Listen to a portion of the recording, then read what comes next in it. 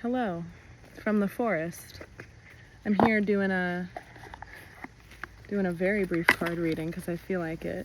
Wow, this full moon energy is already very much felt in my world. Full moons are really big clearings, right? Things come to completion. And again, with like intuitively planning things and going places, I'm seeing family this week, and there's so much that I will probably talk about in an upcoming video around things that I've been integrating, but specifically sort of like black sheep stuff and being somebody who's deeply spiritual and psychic and have always been that way, but it's not really accepted or understood. And I've been working so much on that aspect of myself, not even necessarily by choice, but I just feel like that's where my energy's been drawn for the past couple years. And yeah, so I don't know. I've been purging a lot emotionally. I'm also just in my, hormones of everything, but like a lot of intense emotions around a bunch of different stuff. And I just want to say that it can be incredibly, incredibly challenging to have certain levels of, depth or experiences that nobody else relates to on a regular basis and not have anybody that understands. And what's even worse is that a lot of people think that they do, but they don't. And I'm not saying this to, I don't know. I think that sort of cheesy, but what doesn't kill you makes you stronger. And there's just a lot of things that I've been integrating about for how my life has been for like the past 6 years in particular, since 2018. 2018 was a pretty big shift for me spiritually, and sunshine. All right, I don't know, I might cut out this intro if it's not beneficial. Hi, Matt. You want to sit with me? Just gonna pull a few quick full moon cards.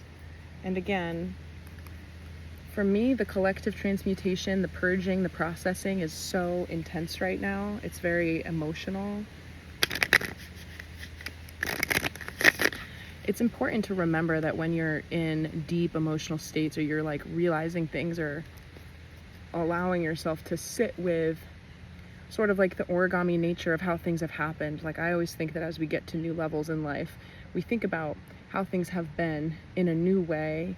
We spread the butter of the present on the toast of the past in order to kind of integrate what's happened. I mean, maybe people don't do that, but that for me is a very natural process. I'm a Cancer sun woman, female Cancer sun sign, ruled by the moon. And these big moon cycles this year, I feel,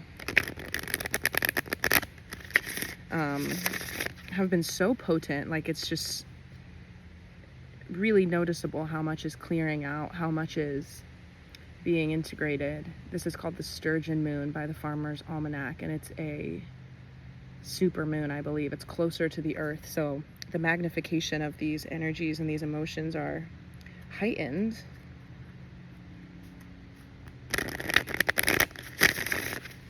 Let's see what we have for this full moon tomorrow, Monday the 19th.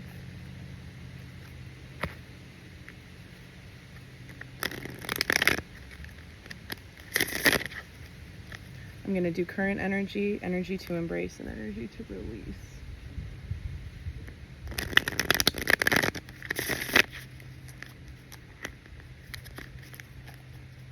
All right.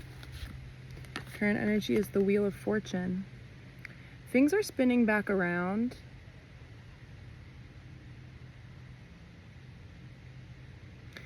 And then I just received a message that says there's nothing to it. There's something very interesting about this full moon where it's almost like there's this massive surrender going on, or it would behoove us to fall into a place of surrender or else you might get a little bit like seasick. Like I'm seeing like a carnival ride, but I'm actually seeing it like made out of wood, like in a medieval time, like somebody, you know, we're strapped to a thing and like the wheel is turning, and to effort or like aggress in any way against the forces that are at play right now will be counterproductive. You'll burn your energy and you'll fail to see the lessons that are spinning through this transit. And there are a lot of them. And there's something else around not needing to clock everything with the conscious mind. Moon in Aquarius is a weird energy. Aquarius is not the most in touch sign with the emotions, because Aquarian energy is a little bit more of that innovator, logical mind, but I think there's an intuitive guidedness to the Aquarian energy because it's kind of like alien. It's sort of in touch with other forces, but there's just this encouragement to sort of surrender to how the wheel is turning. And we always, you know, I think like messaging like that when things are feeling really good, looking really good, and we know that good things are coming towards us. But when we're in times of turbulence, or if we're in times of integration, we don't want to have to acknowledge that this is exactly where we're meant to be because of the discomfort and needing to tolerate uncertainty and letting things like settle in the way that they need to. But it's one of those times. What's the energy to embrace? Another major arcana, Judgment. You're about to enter a completely different phase of your life. And it's important to acknowledge what's trying to purge out of your life right now. And this is all, again, like this following up the Wheel of Fortune is letting me know that this is very much out of your hands. It's out of your hands. It's out of your hands.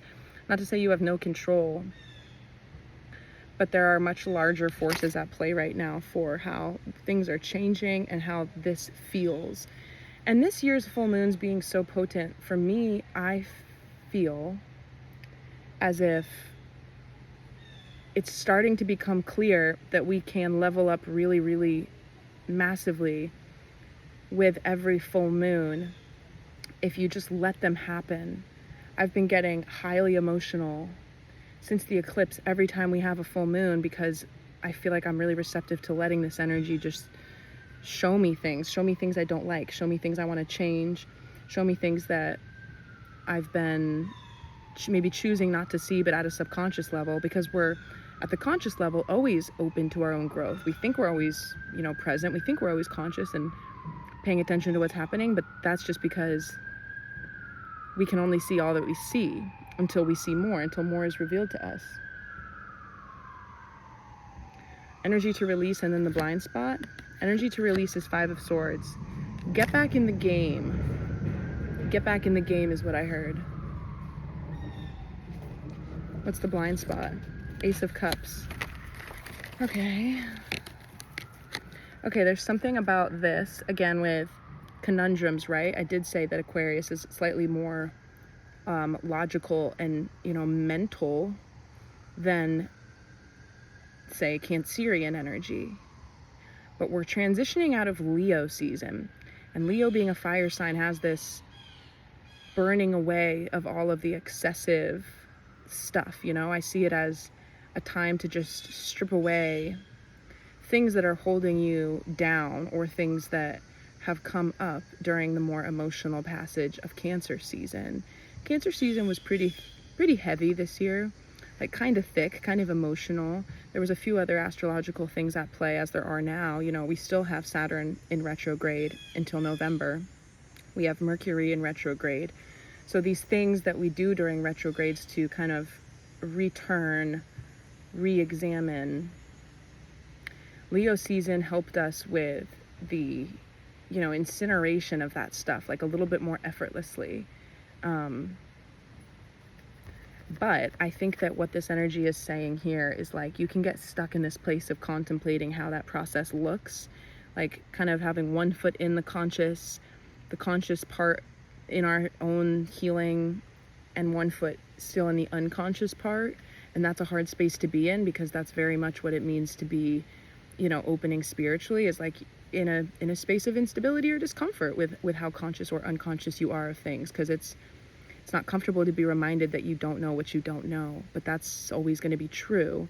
and it humbles us and it softens us to, the way of the universe and the wheel turning. And you get your power and your strength from allowing what happens to sharpen you in every regard, in every way. If you don't like it, if you do like it, it sharpens you to how you respond to things and develop the correlation between your output energetically and what starts to happen to you. And so there's something unproductive about being stuck in the mind, being in an overthinking energy. And the blind spot is the Ace of Cups, which is new emotional sensations, right? I heard like rediscover a lost part of yourself. That could be a message at the time of this full moon in Aquarius for somebody, but it could also be just a fresh, loving outlook on the world, on yourself, on other people, on the chapter that you're entering in. Clarify the Ace of Cups in the blind spot. The Knight of Wands. Yeah, back to fire energy. It's time to move forward on getting your emotional needs met. I think a lot of people, the Well, the Five of Pentacles, and the Three of Swords. A lot of people have been, I think during this season, like opening themselves up to depths that aren't accessible at the surface. You have to dig deep in order to get to the root of things, to release a pattern, make sure it doesn't happen again. And there's a little bit more of like personal ownership within the way that we're viewing past situations. And it's very clear at this point that it's not beneficial to be in any sort of victim mindset. You can always examine something that's happened that might have been positive or negative. And if it's something that happened to us, that limited us, we feel like it happened at us, it happened to us. But when we look at things and we understand that everything is just part of the puzzle, all of the experiences are either, like I said before, it's sharpening you in one way or another. There's something about heartbreak and loss and lack and letting that go, igniting, understanding that on a new level, understanding that sometimes the wheel is up and sometimes it's down and it's turning again. Like I see this as moving out of that state, because look, we have here too, 5 and 5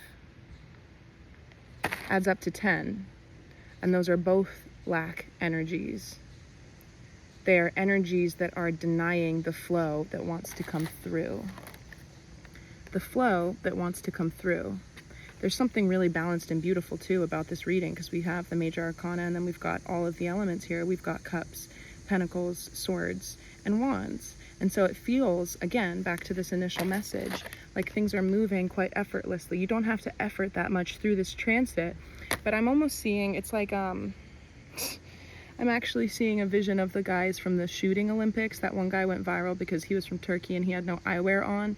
But the people that do have the eyewear on, it's like if you are going to be invested in this full moon instead of just kind of like surrendering to the flow of how it takes you, it would do you well to put on some type of, spiritual, metaphorical little lens and just observe, right? Not to get all invested in forcing the outcome of things, because with the retrograde energy and how things have been going, we have 6 of Cups on the bottom. So getting back in touch with the childhood self, allowing for you to feel free. I was listening to a podcast by Alunia yesterday, who's a psycho spiritual channeler. I forget what she calls herself, but she's a spiritual, gifted intuitive. And she was talking about how we are taught from a very young age to be instructed. We learn the way of the world from the people around us who know better. But there's a limit to that. There's an end to that. And there's a limiting quality about that, and how we do child rearing and how that plays into kind of our ancient collective scars with the church and everything. I've got 2 daddy long legs is approaching me, and I don't want them to crawl up my shorts or anything. I don't want them to come here. You can crawl on the cards though if you want, guys. Just don't crawl into my butt, please. Ooh, 4 of Swords came off the top of the deck. So, again, yeah, taking some time out, resting, not trying to be as, even though, and this is counterintuitive because I feel like it's going to feel like we might want to finagle things or be a little bit more in a controlling seat, but that's not It's just going to be energy burned for no greater benefit. Energy burned for no greater benefit. What's the advice? I mean, I just talked about the advice, but let's get a card to affirm that advice. The Eight of Wands. Yeah, well, okay. So this card, in a classical depiction of it, has no humans at all. It's just wands flying through the air. Things are moving more quickly than we think that they are, and unassisted, these wands are flying through the air. So to acknowledge these energies that go against that natural flow of letting that energy move as quickly as it's desiring to move is a choice. It's actually less effort right now to go with the flow. You don't need to swim upstream, right? And I do think this is on the conscious mind. I do think that it's clear that we've done some deep digging and that you don't need to swim upstream. There's a very natural way to let the changes that are happening right now, you know, in regard to emotional fulfillment and like matters of love and feeling satiated. It's so very complex and interesting that when we only live from the material third dimensional realm, we are not really receptive to the idea that there's all these, I see cattle stalls, all of these parameters by which people partner up and find their happiness. You know, we're constantly seeking the right way to do things. A lot of people are afraid or not taught or not emboldened to go with their intuitive compass. It's not the way that we're taught to navigate the world. And there's a big shift coming for people where I think that the whole world in the next few years will have to start to honor the call of the intuition, because it's what has kept us as a people, as a society, a global society, away from, you know, being integrated by the natural laws of the universe, allowing for how we take up space on Earth to be in alignment with the way that things really are. And there's a lot of false foundations in our collectives, and there's something here for the people that watch this message that is representative of the fact that you're in a group of people that's more aware and more awake than the masses, doing things differently, freeing yourself of fears that a lot of people a lot of people in the general public, maybe they possess these kinds of fears or limitations of the self and what you can do and what you can't do and what's possible and what's not, but they don't realize that they possess those fears. And I was thinking last night, deeply thinking last night on the course of my life and what's happened and why, you know, just classic deep night thoughts. And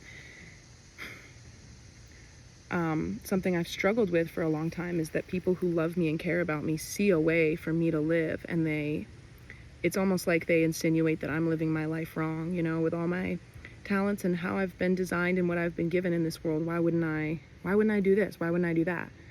I constantly have people saying, you know what you should do, you know, like for a career, or, you know, how I've been single. I've actually been celibate for over a year now, and I can talk about that at a later time, but I feel incredibly whole, incredibly powerful, and like self-possessed by my own sexual energy, which is creative energy, and I like to feel this way. I've never given myself the chance to feel this way since I started having sex as a teenager, and it's very odd to have come to this place where I feel very complete and my energy is very complete within me. And a lot of people with the best of intentions, you know, friends or family or strangers, right? People are like, why are you single? Why are you, you know, I recently made a decision that doesn't make sense to a lot of people with my job. You know, why did you step down and demote yourself? Why? And it's hard for me, being so intuitive, to know where these projections are coming from and feel into these visions that other people have for what they would do if they were me with my life. And I can empathize with that, but it's as if I see and plan for a world that they are not aware of. I am not seeing and planning for this world that we have known for our lifetimes, because we are entering a space of quantum rapid evolution for our human species. And that's why I was born, to be a part of that revolution. And I've been training for this part of human history that's going to be unfolding in the next few years for lifetimes, not just this lifetime. Yes, consciously in this lifetime for many years. I've got the journals and the sketches and the ideas, you know, all baked into my self-created libraries to prove it. And my own awareness of what it is I've been doing has been exponentially increasing with my Akashic integration. Like, it's crazy to look back at something I was doing and being like, I knew this was going to be important, but I didn't know why. I didn't know how important. And, you know, people don't understand that at all. In fact, I can't even say that. I've completely accepted that you cannot really talk about certain things like this to people who don't have the they don't believe in it, you know, especially with certain things around my mental health history with my family. You know, it always very hard for me to speak openly about any of this without raising red flags, which is unfortunate, and it's created a lot of loneliness and just pain for me to have to transmute, because I think and I wonder on how much concern I can feel coming off of people hearing me saying what I'm saying, doing what I'm doing, and it's actually not their concern. They do not have access to see where I'm going and what I'm going to be doing and why it's like this.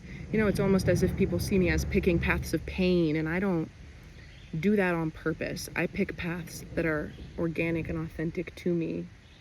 And if I were to lead a life that people envision me living, like, why can't you make it easy? Why don't you, you know, you could do this and you could do that. That would not be authentic to me. If nothing else, I have always lived authentically based on how I want to do things. And I have always come up against people who do not understand that. So there's something else in this message around having been through a lot of sensations, being left out in the cold, being out of the game, being misunderstood and heartbroken. And judgment is here to say that there's a reason for that. Maybe you've been orbiting in a completely different universe, but we're all overlaid and overlapping here.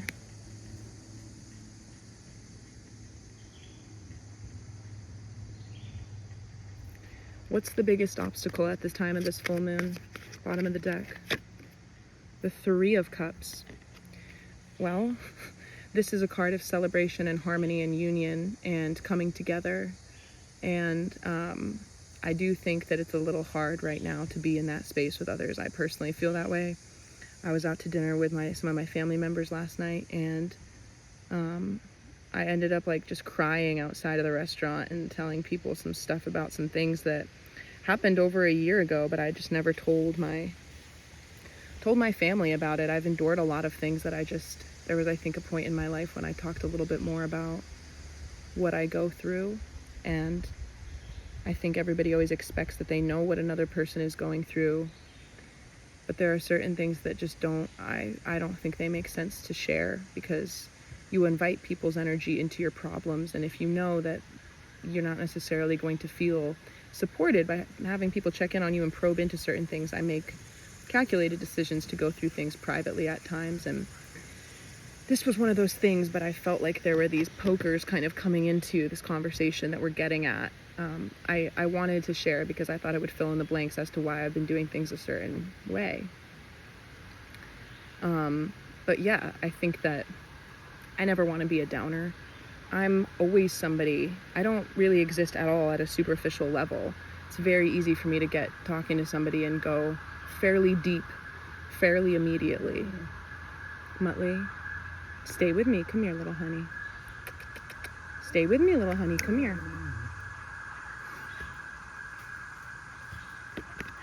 So what's the advice for this being, sorry about all this commotion. The advice for harmonizing with others, being in the obstacle position, cut the deck. The Hierophant. This is exactly what I was lying up crying about last night. Not in a sad way. I mean, it's like it's so strange to feel like I can be so zoomed out on the purpose of my life and all of these things, you know, the past, the future, and not have people want to connect. They're like, okay, but what are you going to do about, you know, what are you going to do, like, you know, right now? Like it's like we're at odds about how important the big picture is. A lot of people kind of give up the big picture in order to focus on these kind of smaller ways of tracking our success. And I again return to this idea that I have a hard time talking to people about my purpose and my path, and, you know, telling people that I like to do cards and divination. Muttley, you're fine. Because it's not regarded in mainstream culture as a good way to earn money and make a living and all of that. And money is but an energy currency, and I must and I will do things and make a lot of money for doing it that is aligned with opening myself and sharing myself at the most organic, energetic level. And when I'm in this space of peace and harmony with my own authenticity, like magic pours forth from me.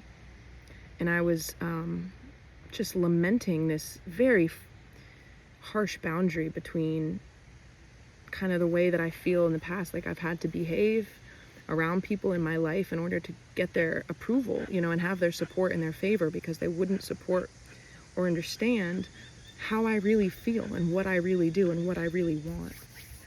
And that's a challenge, but I was being guided last night. I was in counsel with my spirit guides, and they were saying, you are that person for these people. You are the one who is different, and you show them things just by existing, and you have to say far less than you think you do. And there are little upsets with the way that, you know, it's fascinating to be around the same people that I've been around my whole life and have these conversations and try to float different ideas, and immediately see like I'm seeing like you flip the cards down or something, like that Guess Who game. Immediately they all of these things filter down and change in their energy when I'm speaking, because they're clamming up and closing up. They're recognizing the idea of what I'm trying to say and what I'm communicating about, and they are walling up their receptivity to my truth. And it was interesting because last night, after, you know, having some of these conversations and lying in my bed and sort of like purging through the energy of what it all means for me and how it makes me feel, I was getting a little bit of a sore throat. And today I'm fine, but I felt like that was like, it's my throat chakra. Like, I'm at a point where I realize for how long I've danced around other people's comfort zones. It's something I've been aware of for a long time. And with this sort of consensus reality that we live in, it's, I think, also very hard to not see somebody in my position if you talk very candidly about, you know, these spiritual beliefs and these otherworldly experiences and multidimensionality. It just seems like I'm trying to get attention or trying to be different, you know, and I'm actually not. It's just deeply important to me to do my work. It comes over everything. It's the most important thing. That's why I'm here. That's why I'm here. And I want to shake people sometimes and be like, what world are you contributing to? Why is it so important? Why is it so important? You know, and it's, a lot of it is about money and stability and this kind of internalized collective fear around how to live life right and be okay. And yeah, so I'm actually going to read from the book from this, because this card, I've been doing personal readings. No sir. Personalized readings for myself based on what I'm going through. And the Hierophant card's been coming out a whole heck of a lot.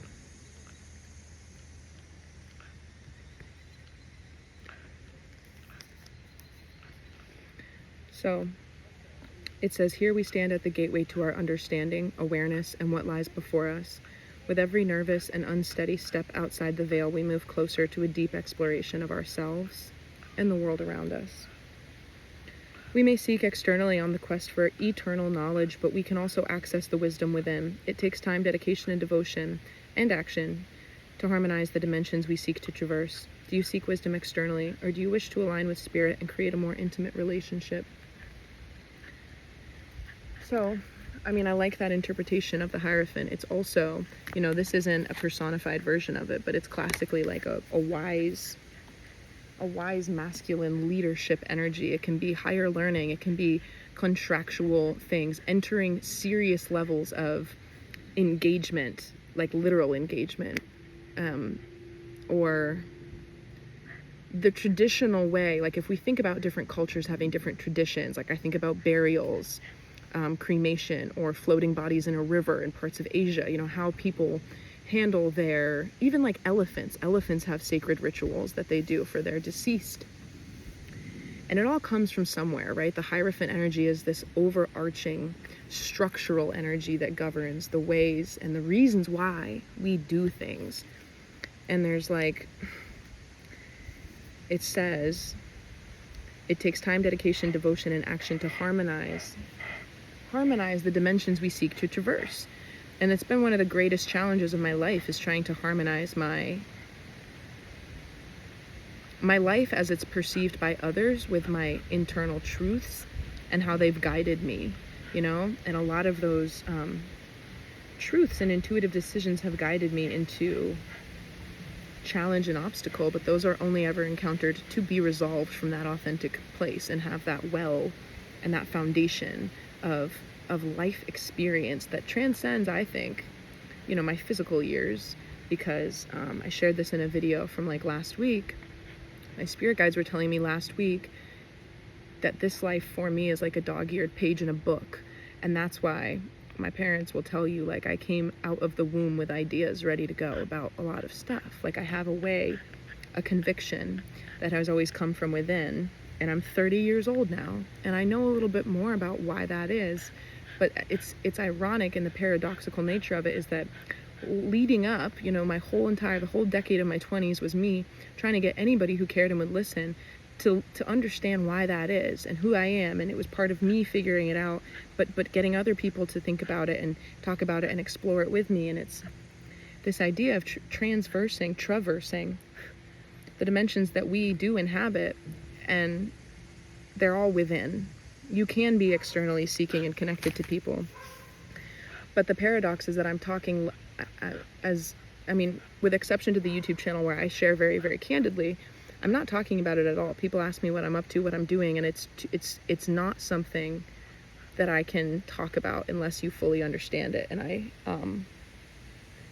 it's a measure of protection, but it's also the liberation of not needing to be known, not needing to prove anything, knowing it, letting it lead me, letting it guide me, holding firm in that, not harming anybody, and then feeling and allowing for people's disapproval of that to be what it is, and sitting enough with that dynamic to let them understand that perhaps it's not about me, how other people think I should live my life. So yeah, this Aquarius full moon is reminding me of the one that happened on May 23rd, which was really deep for me as well. And I think that it's important to remind people that full moons are like, I just saw somebody popping a champagne bottle, so I don't know what that's about, but like the lid popping off, just the Wheel of Fortune energy again, like this medieval turning table device. Like we're very much just strapped into the way of the wheel right now, and that's okay. If you don't know what's coming next, I think you're actually positioned really fortuitously, because all your job is in these energies is to remind yourself that you are at the heart of your own awareness, a pinprick within this web of awareness. A conscious one lights up brighter, and when you are conscious and truly seeing, you know, the laws of reality and action around you, this energetic soup, you will naturally gravitate towards and gravitate away from lower vibrations. You'll want to pursue harmony and peace.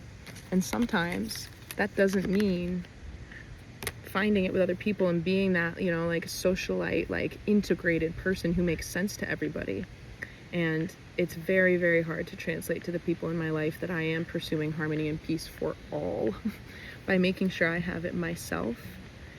And furthermore, it's very interesting to have people not believe that I have it. Like, how my life is so, they're living their life so differently from how I would choose to live mine.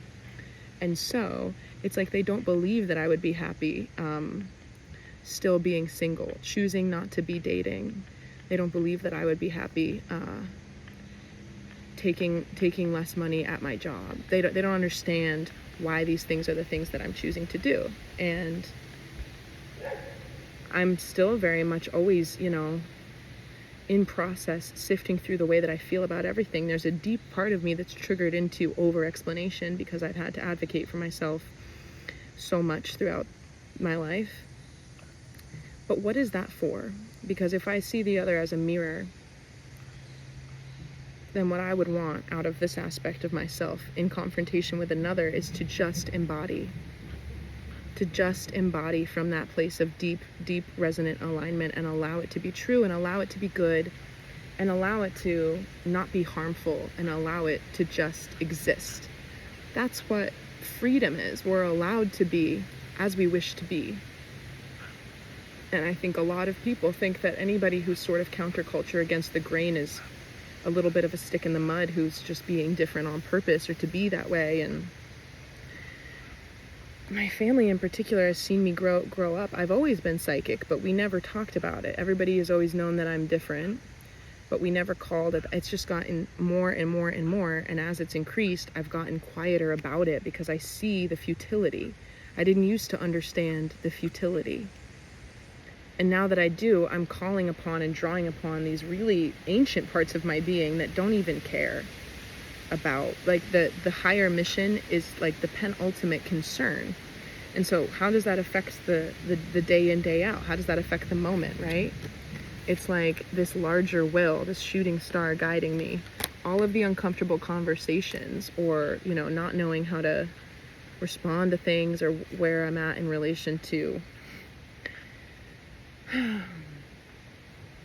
I'm just, you know, it's okay that people don't understand, but it is challenging to be so intuitive and understand where all of the judgment is coming from, and that it is judgment, and that it's not, that I'm not truly seen for who I am.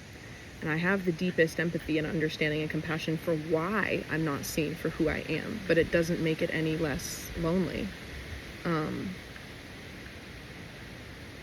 What's a final message for this full moon? This little full moon forest reading that I'm doing. What's the incoming energy? I'm going to take 3 cards from the top of the deck for what is incoming after this full moon clears, like the coming week after the full moon. Page of Pentacles, 10 of Cups, Page of Swords. Very nice. Very nice.